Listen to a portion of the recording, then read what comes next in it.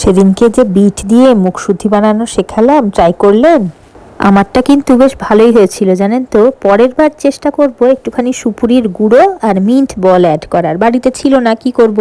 আরে দাঁড়ান, অনেক কিছু এক্সপেরিমেন্ট করেছি এই কদিনে। আসলে বিকেলবেলাটা সময় কাটতে চায় না জানেন তো, আর সহজে কোনো কিছু ফেলা যাবে না।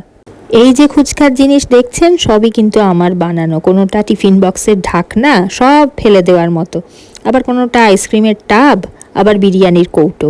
আসলে জানেন তো, আমাদের মতো গৃহবধূদের নিজেদের গুণগুলো প্রকাশ করার জন্য প্রপার কিছু কি কিনে আনা হয় কখনো? বোধহয় না। রং কোথা থেকে পেলাম ভাবছেন? আমার ছেলের একটা এক্সট্রা কালার বক্স ছিল, সেখান থেকে। আর অবশ্যই কিন্তু শুকিয়ে গেলে এটা লাগিয়ে নেবেন, তাহলে একদম পার্মানেন্ট হয়ে থাকবে।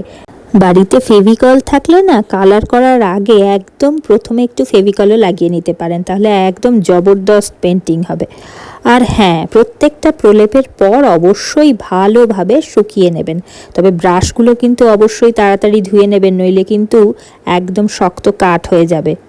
এই যে দেখুন আমার কি অবস্থা হয়েছে, শুকিয়ে গেছে। ধুতে ভুলে গিয়েছিলাম, এখন গরম জলে ভালো করে সাবান দিয়ে ফোটাচ্ছি। জানি না কি হবে, আজও উঠবে কিনা।